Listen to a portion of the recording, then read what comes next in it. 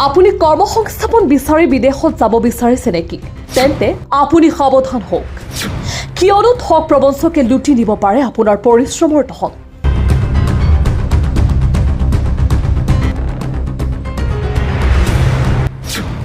ৰাজ্যত বৃদ্ধি পাইছে ঠগ প্ৰবঞ্চনাৰ ঘটনা। হোজাইত প্ৰবঞ্চকৰ বৃহৎ নেটৱৰ্ক। বিদেশত সংস্থাপনৰ নামত লাখ লাখ টকা লুণ্ঠন প্ৰবঞ্চক চক্ৰটোৰ। এই প্ৰবঞ্চকটো হৈছে ইমৰান হোসেন আৰু এই প্ৰবঞ্চকটো হৈছে জিয়াবুৰ ৰহমান। প্ৰবঞ্চক ইমৰান হোসেন হৈছে চৌদি প্ৰৱাসী স্থায়ী বাসিন্দা হোজাই জিলাৰ শিৱপুৰ গাঁৱৰ আৰু প্ৰবঞ্চক জিয়াবুৰ থাকে মুম্বাইত স্থায়ী বাসিন্দা হৈছে নীলবাগানৰ হাতীখালী গাঁও। এই দুই প্ৰবঞ্চকৰ নেতৃত্বত হোজাই আৰু নগাঁৱত গঢ় লৈ উঠিছে প্ৰবঞ্চনাৰ বৃহৎ নেটৱৰ্ক। তার মার করতে কই 4 জন কই আবার জন্ম লইতা আরেকবার জন্ম লইতা তো ফাসুট পাইবা কই আম দিতাম না কই জেতা ফারণ করতা কই টান হয়তাম বহুত ডনহল দেখছি তাইছুন আমার ফেলের তলে দিয়েছুন আসছে আমি দিতাম না এই মাদাসিতে পর্যন্ত দিতাম না। বিদেশী ভিজাৰ নামত প্ৰবঞ্চক ইমৰানে প্ৰথমে সৰকাই লাখ লাখ টকা আৰু তাৰ পিছত পঠিয়াই মুম্বাইত প্ৰবঞ্চক জিয়াবুৰৰ কাষত। প্ৰবঞ্চক জিয়াবুৰে মেডিকেল কৰাই পাছপোৰ্ট সংগ্ৰহ কৰি ভিজাৰ অপেক্ষাত উভতাই পঠিয়াই নিজ ঘৰলৈ। আনৰ নামত থকা ভিজা জালিয়াতি কৰি সহজ সৰল নিবনুৱাৰ পৰা লুণ্ঠন কৰে লাখ লাখ টকা। উক্ত প্ৰবঞ্চনাৰ ধন বিভিন্ন আত্মীয়ৰ একাউণ্টত জমা কৰাই প্ৰবঞ্চক চক্ৰটোৱে। পাসপোর্টলা দালাইয়া ভিডিও করে দিলে সিধা মাত আমার আবার গুছা দেখছই না বুঝছি না বাদলা জ্বালাইয়া ভিডিও করে দিলে। এই প্ৰবঞ্চক চক্ৰটোৰ জালত পৰিছে হোজাই আৰু নগাঁৱৰ বহুকেইজন নিবনুৱা যুৱক। ইতিমধ্যে 7গৰাকী যুৱকে মুৰাদঝাৰ থানাত দাখিল কৰিছে এজাহাৰ। মোৰ দাদা চৌদিত থাকে, তাৰ লগতে এটা মানে ইমৰান নামৰ এজন ল'ৰা আছিল। সি বোলে চৌদি নিয়াৰ নামত কিবা ভিছা দিয়াৰ পিছত মানে আমাক ফোন কৰিলে মই মানে ভাল ধৰণৰ ভিছা দিওঁ, চৌদি নিওঁ মানুহক আৰু ভাল কামত লগাওঁ।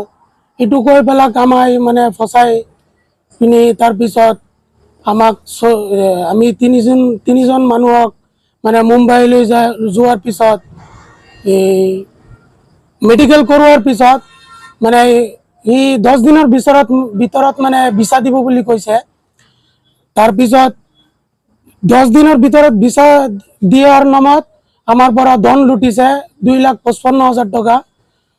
ধনখিনি দিয়াৰ পিছত সি মানে ফাং ফুং কৰি আছে। সিহঁতে মানে 4-5জন মান এটা গেং আছে। এই গেংটোৰ মূল অধিনায়ক হ'ল মানে ইমৰান আৰু 2 নম্বৰ আছে শামছুদ্দিন, 3 নম্বৰ শহীদুল আলম, 4 নম্বৰ জিয়াবুৰ হে মুম্বাইত থাকে। সি মেডিকেল কৰায় আৰু তাৰ মানে মেডিকেল কৰোৱাৰ পিছত মানে তাৰ এইটোৱে কাম, সি মেডিকেল দিয়াৰ পিছত মানুহক কিবা ফুচলাই মানে পইচাখিনি ল'ব পাৰে, সেইটোৱে কাম তাৰ। আৰু ইমৰান যিটো মূল অধিনায়ক সি মানে চৌদিত আছে আৰু তাৰ বাপেক ভাই সি 2জন মানে ঘৰত আছে। সিহঁত 2জন মানে ঘৰত থাকি পেলাই পইচাখিনি আত্মসাৎ কৰি আছে। এই সন্দৰ্ভত জাতীয় সংগ্ৰামী নেতা অসমৰ কেন্দ্ৰীয় সমিতিৰ সাধাৰণ সম্পাদক প্ৰতিক্ৰিয়া প্ৰকাশ কৰিছে। এইসকল যুৱক আমাৰ হোজাই জিলাৰ বা নগাঁৱৰ কিছুমান যুৱকে জাতীয় সংগ্ৰামী সেনা অসমৰ অফিচলৈ আহিছিলে, জিলা অফিচলৈ আমাৰ লগত লগ ধৰিছিলে আৰু তেওঁলোকে এটা বস্তু উল্লেখ কৰিছে যে কিছুমান প্ৰবঞ্চকে আচলতে তেওঁলোকক বিদেশ নিয়াৰ নামত বহুদিনৰ পৰা তেওঁলোকৰ পাছপোৰ্ট জব্দ কৰিছে। আজি নিম কালি নিম বা পাছপোৰ্ট অনাৰ সময়ত যেতিয়া তেওঁলোকে আগবাঢ়ে তেতিয়া দেখা যায় তেওঁলোকক ভয় ভাবুকি দিছে। গতিকে আমাৰ ওচৰত ইতিমধ্যে তেওঁলোকে এখন অভিযোগ দিছে আৰু সেই অভিযোগৰ ভিত্তিত তেওঁলোকে ইতিমধ্যে আহি উপস্থিত হৈছেই। গতিকে মই তেওঁলোকৰ কাগজ কলমৰ ভিত্তিত অৰ্থাৎ তেওঁলোকৰ নথিপত্ৰ চাই মই এটা বস্তু গম পালোঁ যে এই ধৰণৰ কিছুমান হাতীখালী বা শিৱপুৰৰ কিছুমান প্ৰবঞ্চকে হোজাই জিলাত এক বৃহৎ নেটৱৰ্কৰ সৃষ্টি কৰি নিবনুৱা যুৱকসকলক সংস্থাপন দিয়াৰ নামত বিদেশত সংস্থাপন দিয়াৰ নামত এক বৃহৎ ৰেকেট সৃষ্টি কৰিছে। যি ৰেকেট হোজাই জিলাত আগতেও হৈছিলে, সেই সময়ত জিলা প্ৰশাসনে নিৰ্মূল কৰিছিলে, কিন্তু সেই ৰেকেটসমূহে পুনৰবাৰ দেখা গৈছে মূৰ তুলি থিয় নাহিছে। গতিকে মই জাতীয় সংগ্ৰামী সেনা অসমৰ ফালৰ পৰা স্পষ্টভাৱে সেইসকল দালালক ক'ব বিচাৰিছোঁ যে যিসকল নিবনুৱাক আজিৰ দিনটোত তুমি লেফ্ট ৰাইট কৰি আছা, সেইসকল নিবনুৱাক অতি শীঘ্ৰে তেওঁলোকৰ পাছপোৰ্টখিনি তুমি নিজৰ দি তেওঁলোকৰ যি টকা পইচা লৈছিলা সেইখিনি বাপতিটো সুলভ হিচাপে তুমি ঘূৰাই দিয়া। অন্যথাই মই জিলা প্ৰশাসনটো মূল্যায়নৰ ভাৰপ্ৰাপ্ত আৰক্ষী বিষয়ক মই অনুৰোধ জনাব বিচাৰিছোঁ যে আমি জাতীয় সংগ্ৰামী সেনা অসমৰ ফালৰ পৰা স্পষ্টভাৱে ক'ব বিচাৰিছোঁ যে জিলাখনৰ কোনোবা নিবনুৱা যুৱকৰ লগত যদি কোনোবা তক প্ৰবঞ্চনে এনেধৰণৰ কাৰ্য সংগঠিত কৰে তেতিয়াহ'লে পৰৱৰ্তী সময়ত জাতীয় সংগ্ৰামী সেনা অসমে ইয়াৰ বিৰুদ্ধে মাত মাতিব আৰু অনাগত দিনত তেওঁলোকক আমি সকীয়াই দিব বিচাৰিছোঁ যে তেওঁলোকে কোনো পৰ্যায়ত যাতে নিবনুৱা লোকসকলক বা নিবনুৱা যুৱকসকলক তক প্ৰবঞ্চনাৰে তেওঁলোকৰ টকা বা পাছপোৰ্টখনি তেওঁলোকে এনেধৰণে জব্দ নকৰে।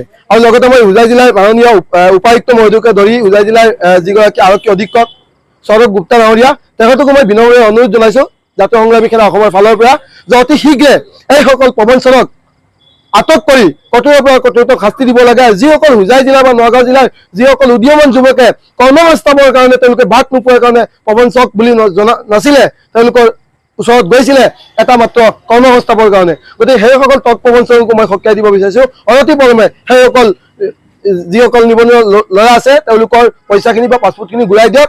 মাননীয় আৰক্ষী অধীক্ষক মহোদয়, উপায়ুক্ত মহোদয় আৰু বিশেষভাৱে মই মুৰা থানাৰ যিগৰাকী IC তেওঁক মই ক'ব বিচাৰিছোঁ অতি শীঘ্ৰে ল'ৰাবিলাকৰ আপোনাৰ ওচৰত ইতিমধ্যে তেওঁলোকে কেছ FIR কৰিছে। গোটেই বিষয়টো সোনকালে তদন্ত কৰি ল'ৰাসকলক ন্যায় দিবৰ কাৰণে মই অনুৰোধ জনাইছোঁ। News desk report, Suhana live.